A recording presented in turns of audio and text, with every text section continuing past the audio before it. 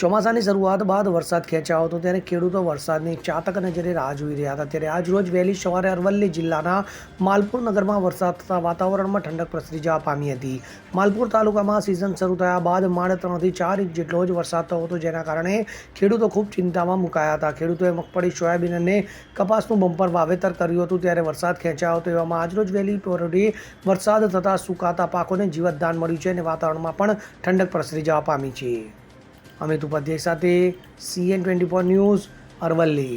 હવે જુઓ દેશ દુનિયાની તમામ ખબરો તમારી આંગળીના ટેરવે. ઉઠાવો મોબાઈલ અને Google Play Store પરથી ડાઉનલોડ કરો અમારી CN24 ન્યૂઝ મોબાઈલ એપ.